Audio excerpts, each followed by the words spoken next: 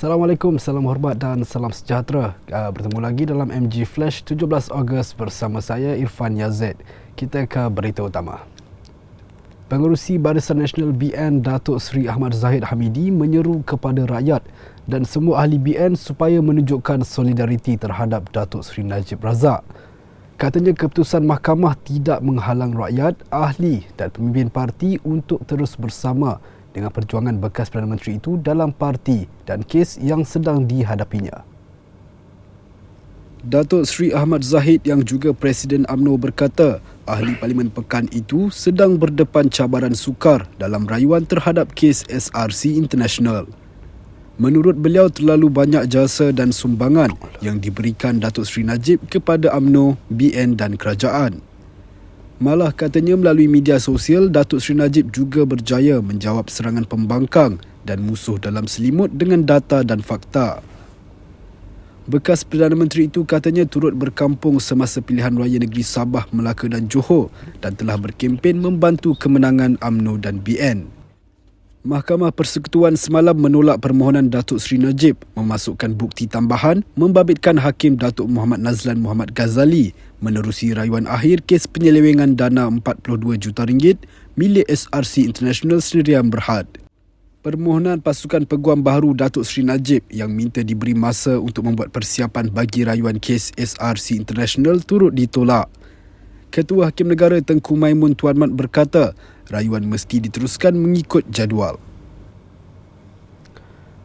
Pemilik Crack House Comedy Club disenarai hitam seumur hidup daripada mendaftarkan lesen perniagaan mana-mana premis di sekitar ibu negara.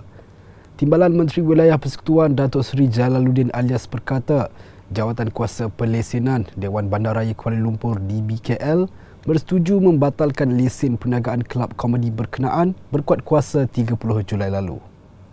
Pelesenan kita dah mesyuarat pada 29 Julai tak silap saya, dan pembatalan lesen Crack Comedy House ini bermula pada 30 Julai. Kita batalkan lesen dan pemilik serta tuan punya kepada kelab ini disenarai hitamkan untuk selama-lama je lah. Maknanya pemilik ini tidak boleh lagi mendaftarkan sebarang aktiviti perniagaan hiburan di dalam Kuala Lumpur walaupun menggunakan nama dan juga. Beliau berkata demikian pada sidang media selepas mengetuai operasi bersepadu di Pasar Borong Kuala Lumpur hari ini. Datuk Seri Jalaluddin berkata pihaknya juga sedang memantau beberapa kelab yang disyaki terbabit dengan aktiviti seumpama itu di sekitar ibu negara. Pada 13 Julai lalu, media melaporkan Crack House Comedy Club di Taman Tun Dr. Ismail TTDI yang digantung sementara operasi oleh DBKL pada 10 Julai lalu kerana didapati tidak mempunyai lesen hiburan sejak 2014 hingga 2017. Sebelum ini, media juga melaporkan pengasas dan pemilik bersama Crack House Comedy Club, Rizal Van Gezel, mengaku tidak bersalah di Mahkamah Session Kuala Lumpur atas 3 tuduhan memuat naik video di 3 platform media sosialnya yang menyentuh isu sensitiviti perkauman pada 22 Julai lalu. Rizal menjadi tumpuan selepas video yang tersebar di media sosial menyebabkan pihak tertentu tidak berpuas hati dengan persembahan komedinya. Sepasang suami isteri berdepan hukuman penjara 20 tahun kerana didakwa bersubahat dan menyalahguna kedudukan sebagai pegawai Majlis Perbandaran Klang (MPK) bagi kerja-kerja penilaian aset bernilai lebih RM1.5 juta. Tertuduh Hasliza Mat Saleh bagaimanapun mengaku tidak bersalah terhadap 2 pertuduhan yang dihadapinya di Mahkamah Session Shah Alam pagi tadi. Kedua-dua pertuduhan itu dibacakan di hadapan Hakim Rozilah Saleh. Hasliza yang berusia 48 tahun didakwa menggunakan kedudukannya pengarah penilaian dan pengurusan harta MPK untuk memberikan suapan kepada suami Syahril Nizam Mohtar yang mempunyai kepentingan dalam syarikat nilai harta konsultan Sdn Berhad. Bagi pertuduhan kedua, Hasliza didakwa mencadangkan pelantikan syarikat sama untuk melaksanakan kerja-kerja penilaian kadaran fasa 4 bagi sebahagian harta di kawasan operasi 2 MPK berjumlah RM324,360 semasa mesyuarat jawatan kuasa sebut harga bilangan 15 tahun 2020 pada 19 Ogos 2020. Bagi kedua-dua pertuduhan itu, Hazliza dituduh di bawah Seksyen 23-1 Akta Suruhanjaya Pencegahan Rasuah Malaysia SPRM 2009 dan boleh dihukum di bawah Seksyen 24-1 Akta sama, yang mana jika sabit kesalahan boleh dipenjara sehingga 20 tahun dan denda 5 kali ganda nilai suapan atau RM10,000 mengikut mana lebih tinggi. Sementara itu, suaminya Syahril Nizam yang juga ejen hartanah berhadapan dua pertuduhan kerana bersubahat dengan Hazliza untuk menyalahgunakan kedudukan sebagai pegawai badan awam di MPK. Dia didakwa mencadangkan pelantikan syarikat nilai harta konsultan untuk melaksanakan kerja-kerja penilaian kadaran bagi harta-harta khas Kelang Utara milik MPK sebanyak RM251,000 di bangunan Sultan Alam Shah, Kelang pada 3 Mei 2019. Bagi kedua-dua pertuduhan itu, Syahril Nizam dituduh bersubahat di bawah Seksyen 28-1-C Akta SPRM 2009 yang dibaca bersama dengan Seksyen 23-1 dan jika sabit kesalahan boleh dikenakan hukuman sama di bawah Seksyen 24-1. Hakim Rozilah kemudian memutuskan pasangan suami isteri itu masing-masing diikat jamin RM30,000 dengan seorang penjamin berlainan. Mereka juga perlu menyerahkan pasport dan melaporkan diri di pejabat SPRM terdekat setiap awal bulan. Mahkamah menetapkan 22 September ini bagi tarikh sebutan kes itu. Impian 8 warga Myanmar yang baru sampai secara haram di negara ini untuk mencari nafkah tidak kesampaian apabila dicekup polis. Kesemua suspek disyaki tiba jam 5 pagi tadi menerusi laluan darat tidak sah dari utara tanah air, dipercayai dibantu oleh seorang tekong warga tempatan.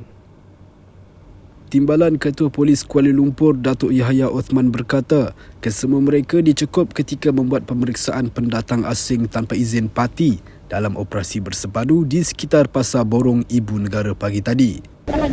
Ini daripada Myanmar. Ya, baru sampai.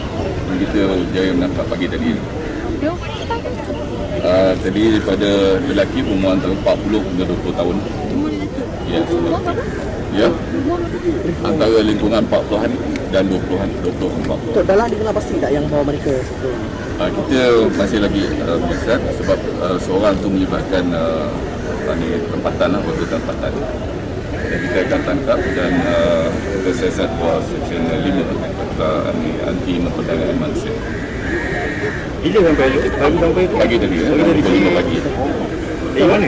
Turut hadir Timbalan Menteri Wilayah Persekutuan Datuk Seri Jalaluddin Alias dan Timbalan Ketua Polis Kuala Lumpur Deputy Komisioner Datuk Yahya Othman dan Ketua Polis Daerah Sentul Assistant Komisioner Beh Eng Lai.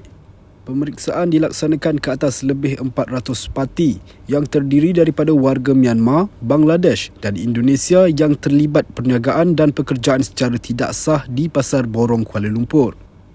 Menurut Datuk Yahya, dalam operasi berkenaan, pihaknya turut menahan 18 lagi warga asing kerana dikesan positif dadah menerusi ujian air kencing yang dilaksanakan. Sementara itu, Datuk Seri Jalaluddin berkata pihaknya akan terus menjalankan operasi bersepadu dan pemeriksaan dengan agensi-agensi penguatkuasaan yang lain bagi memastikan premis-premis di sekitar ibu kota mematuhi syarat lesen perniagaan. Ini kerana terdapat beberapa premis perniagaan di Pasar Borong itu disewakan dan diuruskan oleh warga asing. SOTN.